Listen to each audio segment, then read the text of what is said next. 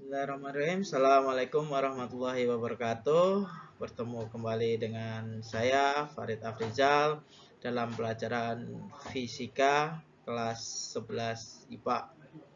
Dalam kesempatan hari ini izinkan saya untuk menyampaikan sedikit materi tentang elastisitas. Bagaimana elastisitas itu bekerja, kemudian apa itu elastisitas, dan mengapa kita harus belajar elastisitas. Nah, kita akan bahas hari ini ya. Mudah-mudahan ilmu hari ini bisa bermanfaat, bisa berguna untuk anak-anak sekalian. Oke, kita lanjut ke slide berikutnya.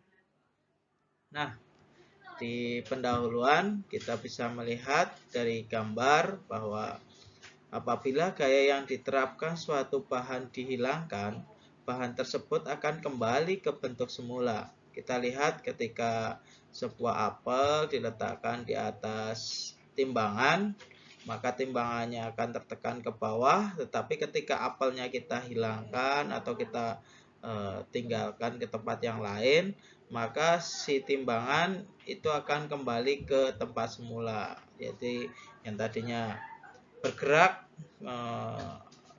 si jarumnya, kemudian setelah dihilangkan dia akan kembali lagi ke nol. Nah, itu adalah contoh dari elastisitas.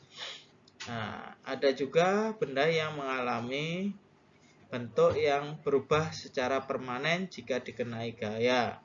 Contohnya itu tanah liat atau lilin. Ketika tanah liat kita coba tarik, ya, kemudian kita coba lepaskan, tanah liat itu tidak kembali ke bentuk yang semula.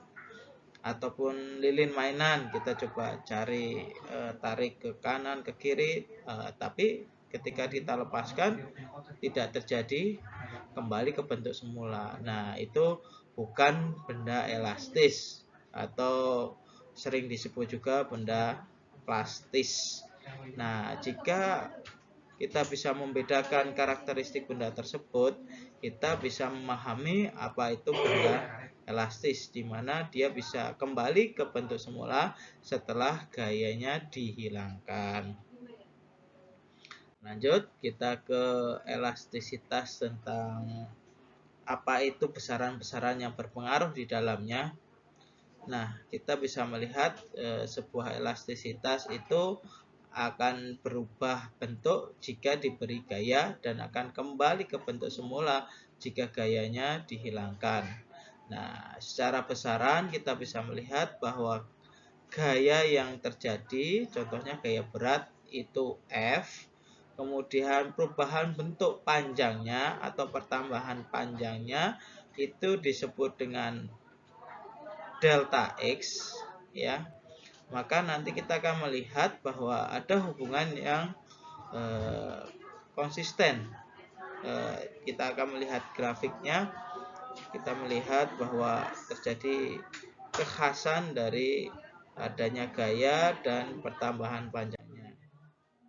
Nah, kita bisa melihatnya di grafik elastisitas. Nah, dari grafik elastisitas kita bisa melihat sebuah benda elastis, ya. Kita coba lihat nih, kita diberi gaya terus, maka panjangnya dia akan bertambah, gayanya juga akan bertambah, ya kan. Nah, dia akan bergerak konsisten, kemudian dengan gradien yang sama. Nah, sampai di titik elastis, karet itu melar ataupun per itu melar, maka dia akan kembali ke bentuk semula.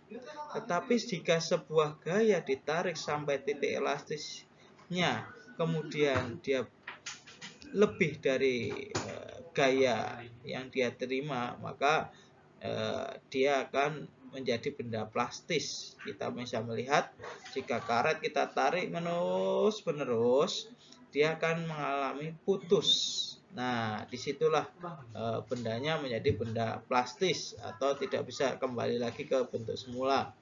Nah, ini ada titik patahan juga, di mana karet tersebut akan putus atau per itu akan rusak, tidak bisa kembali lagi ke bentuk semula. Nah, adanya peristiwa tersebut sudah disadari, nah, dan dipelajari di hukum Hooke. Ya, hukum Hooke ini membahas tentang peristiwa-peristiwa yang terjadi pada benda elastis. Yang peristiwa yang ada di sini ya. Oke, seperti itu tentang elastisitas. Hari pertemuan hari ini saya minta maaf jika ada kekurangan atau kesalahan. Semoga nyata-nyata dari saya pribadi, dan jika ada ilmu yang bermanfaat itu semata-mata datanya dari Allah Subhanahu wa taala.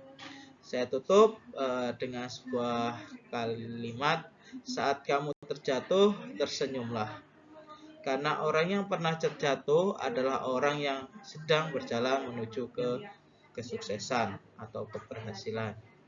Nah, mungkin itu saja. Salam hebat, salam fisika. Terima kasih. Wabillahi taufiq walhidayah. Wassalamualaikum warahmatullahi wabarakatuh.